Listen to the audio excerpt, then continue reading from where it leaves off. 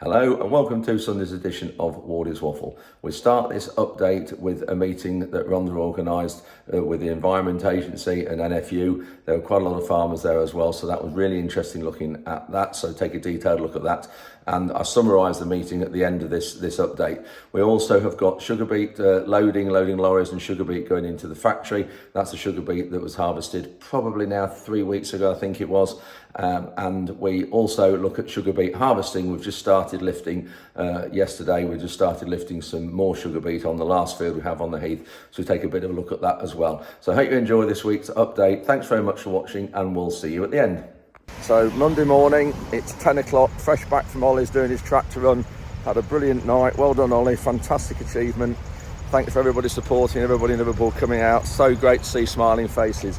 Anyway, I've got a meeting with the Environment Agency and other farmers at the flooded area, and you can see we've got water here, and this is the river that you remember seeing from one of the videos has been underwater. So we'll just have a look around here and just see, but a lot of the water's gone, which is good, but we've had a lot of rain over the last week, which has made it a bit worse again for the last few days. So that's the river, and this is the pipe, this is the pumps here that has been pumping this out. You can see a lot of Henry's land across that side of the road. The water's gone apart from bits in the middle, but this is what it was like end of October.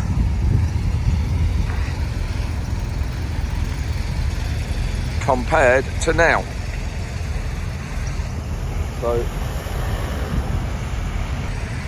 So you can see the pumps have done a fair bit of good. That one's still working in this drain down here. It's down there and it's pumping it out through here, up here, into the river this way. So we're in the pub now, meeting's about to start. This is a map, and this is the river here that's been flooded.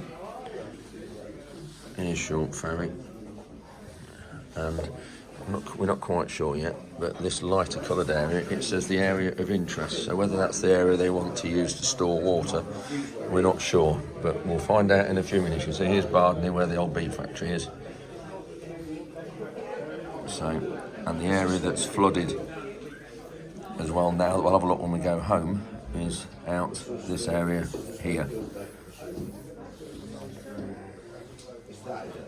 So you can see a lot of people here, farmers, Environment Agency staff, and a few, Rhonda's here as well, and Emily next to her. It's ironic that right on the edge of this floodwater and the big area where my godson Henry was flooded is an Environment Agency pumping station.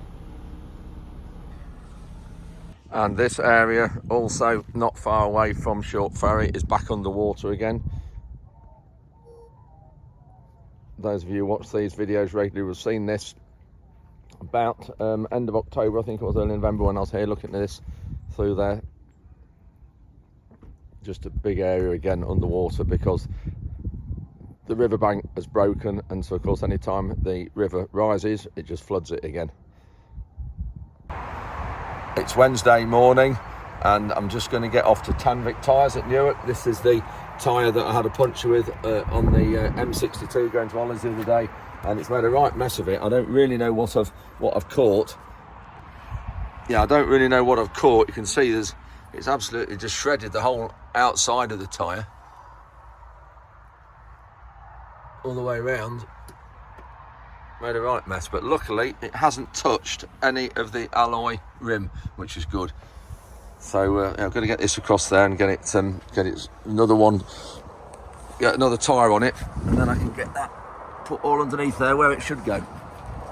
Got a lot of activity in the heath yard at the moment today, and we are taking sugar beet away, and also we've got the bales. We're going to move those as well out because they need moving down to another beet pad, ready for starting to lift the last field up here, which is 55 acres, but I'm not quite sure when the contractors are coming to lift that. That's another one off to the factory. Another one's underneath the cleaner now, just backing underneath. A lot of soil coming out, huge amount of soil coming out when you look, which is good because it doesn't want to be in the factory. A little bit of beet with it, you can see some chippings and things, but that's fine, that's all right. gets the soil and the tops and the stones out.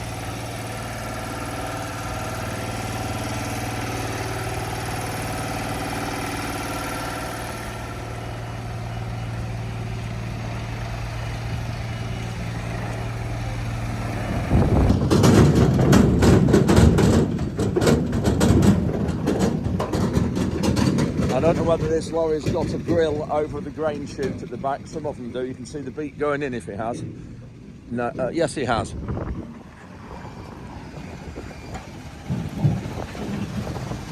can see there dropping in. So it's focusing on the bars. Let's just move away and come back again. There you can see it dropping in. Tom's on the Manitou loading.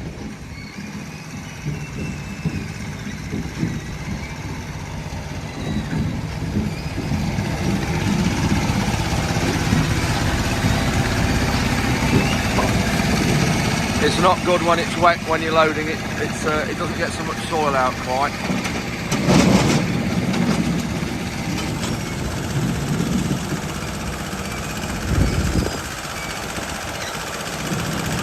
You see that soil dropping out the cleaning gate. There's some more dropping out here as well. Coming off there. This cleaner loader's a long, well, many years old. I don't know what it is. I've no idea. 35 years old probably. But for the beet we grow sort of 4,500 to 5,000 tonnes of beet every year. It's good enough for us. And when you look,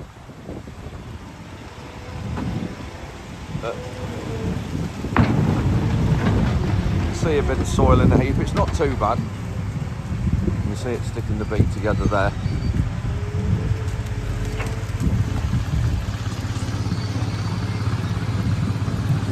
So I've just got to go and clear up round the back here. These bales collapsed. If you remember one of my earlier videos, we'll just go around the back and have a look.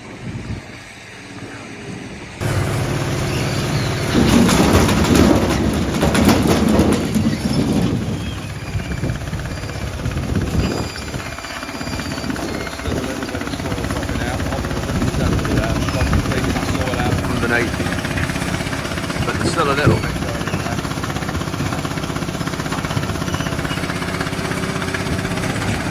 What we'll do, when we get all the figures back from the beet factory, I'll go through them again in detail of this field and see what they're like.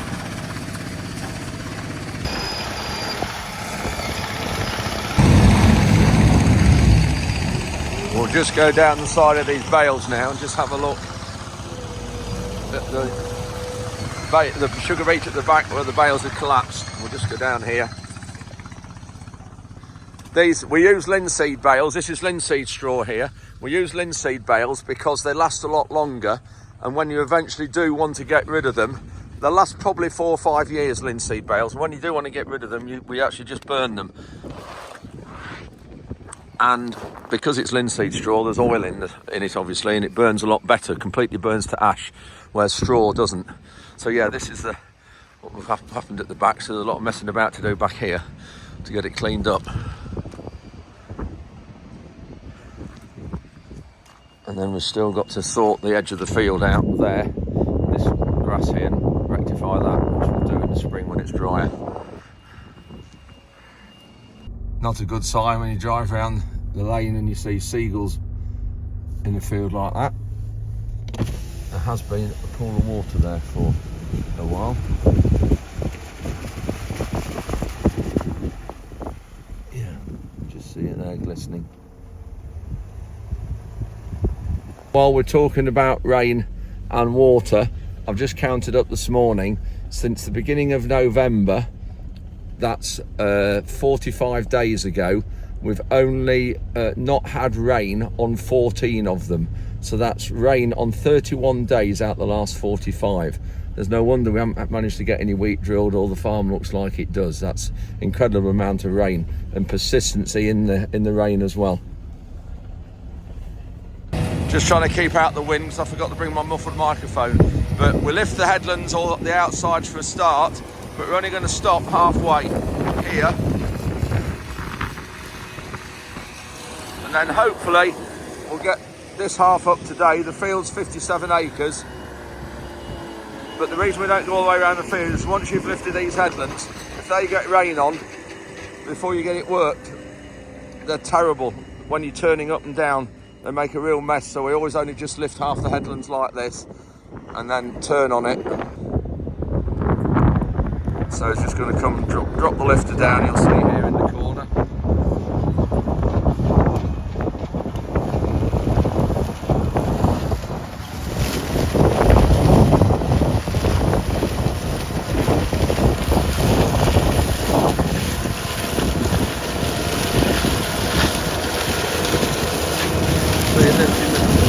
There.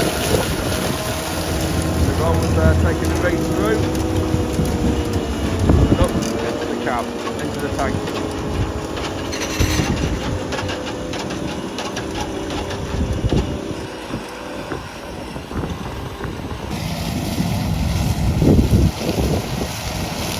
Still going down the outside to the long side here. See that copper?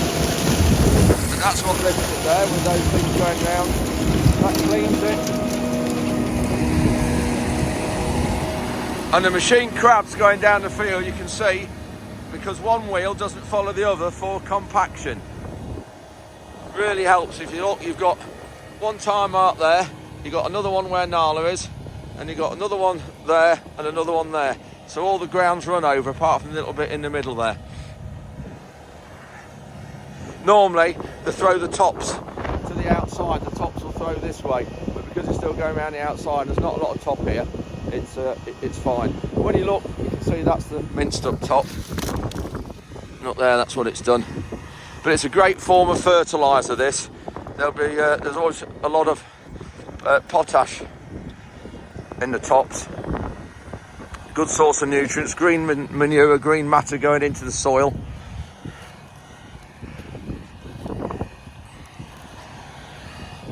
These soils, you can see how light they are. Really sandy soil, which is great having some of this land compared to some of our other heavy land that's got water stood on it at the minute.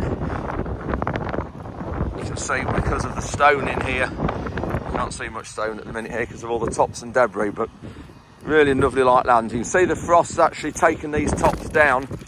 Normally sugar beet would be up well above your Wellingtons. You can see here it's not, it's only halfway up at the minute. So the frost has knocked this down, but there's still cover here. We've got 2 trailers on. This is a contractor we use, and he's got 2 trailers on at the minute. That's because some fields that go to they're further away from the beet pad than what we are here. It just makes sense just keep the 2 tractors with the harvester.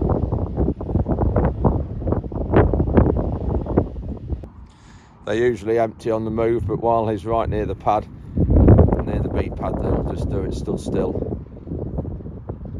Makes sense rather than trailing weight and trailers across the field unnecessarily. I think that tank on the harvester holds about 25 tonnes, and this trailer will hold about 20. Maybe 18 tonnes in the trailer, something like that. We'll have a look under the harvester in a second if I can stop Mal, the driver. See it spreading the top as well. Nala, come here. Nala!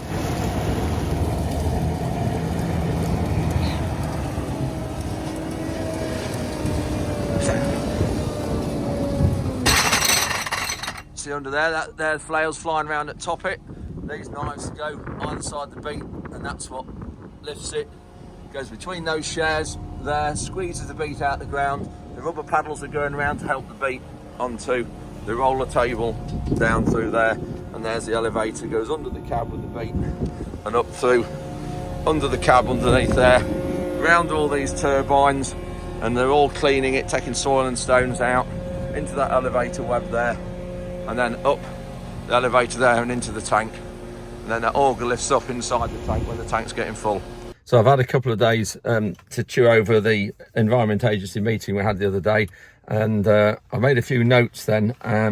They had 9 bank breaches in total. That's where the banks failed and have collapsed. And I'll go next week to one big area just on the edge of Lincoln where there's an area of water that you saw in early on in this video that's re-flooded due to the big hole in the bank that they don't think they're going to get repaired while April. And the flooding this time was worse than 2019, and they had 84.6 millimetres of rain on the 20th of October. There was altogether around on the edge of Lincoln, there was 930 hectares underwater. So just a huge area. And normally the amount of rain they had then, 85 millimetres, that would take 7 weeks to get that amount. Some breaches have put CCTV on to monitor them to see if the banks are still moving or not. But the problem we've got is the government don't understand how this area and the landscape work and its importance to food and farming, because there's a third of Lincolnshire is actually below sea level. And there's started a new Fens to 2100 initiative, and that's been started by the Environment Agency to look at long term and how to impress on the government that funding is not needed, and really the government need educating on this. And the EA are receiving new funding for new schemes, but little extra for managing what is there already, which is obviously a huge issue. At Boston, there is something called the Grand Sluice, and that opens up and helps empty the river. But of course, it's tidal, the River Witham is, and it says the good quote I heard here from one of the AA saying that their only friend is gravity, because the river only falls, I think it's about 4 inches per mile, so it's hardly anything at all. It's really flat. And some of the IDB pumps have been underwater for a few weeks and are now ruined and need replacing at a large cost, which needs to come from somewhere. And usually when each pump's repaired, it normally costs them apparently about £100,000 per pump to repair them. So there's going to be a huge cost. And a lot of these pumps are in the wrong location, which means they're at the bottom of a riverbank where it's the first place to flood, rather than the top of the bank, that's the higher point, which won't flood. And these need moving to the top of the bank. So that's going to obviously have a big cost as well. And we talked about water storage, and Godson Henry is saying that he's prepared to let his land be for storage. Yes, that's right, but we mustn't have farmland stored at the expense of maintenance and doing other things as well. The other things must come before that. Maintenance must come before looking at storing of water. And another important thing is, they say that the Environment Agency are told only to repair banks to the pre-storm condition, but really they need repairing back to the original condition they were when the banks were made, when the rivers were made, which was obviously in the 1700s. The banks were redone, I think probably in I don't know whether it was the 50s, was it? They were redone. But I think the biggest problem is that they're not taken back to the original engineered state when they were built. And that's what they need to do. We need to find the drawings about these, find the calculations, and find the capacity of these rivers, because talking about storing of water, they already have the biggest storage facility already there, and that's the river. But when it's half full of silt, it'll only store half the amount of water. So the biggest thing is actually to clean out and make sure that these rivers are fit for purpose. The river level used to be 1 metre all year round. That was in the 60s. But then a few years ago, they changed to having a winter level and a summer level. And the winter level, or the depth of water of 1 metre, was rising to a summer level of 1.45 metres. So they had a deeper in the summer. And the IDBs, the internal drainage boards, want this reverting back to 1 metre all year round. And I think that will be a huge thing as well. So they've got a bit of a plan. We went round the room, we have a bit of a plan, and I think we need the riverbanks repairing that's damaged, that as soon as the river rises it lets water out.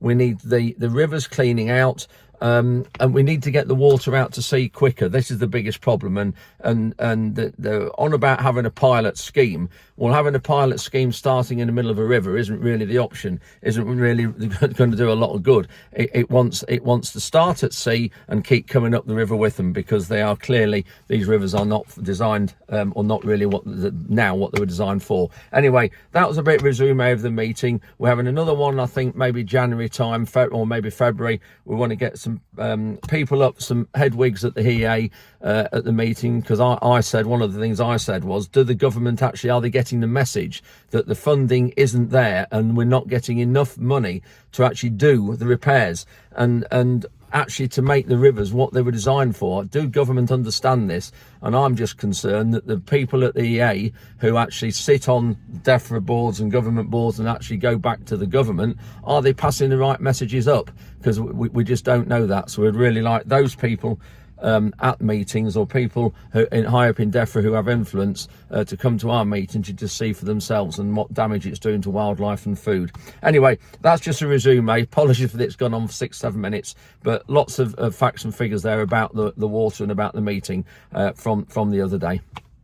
So that's it. Thanks very much for watching. Hope you've enjoyed this week's update. There'll be more sugar beet harvesting in the next midweek update. Don't forget to click like and share and subscribe, and we'll see you, all being well, Wednesday night.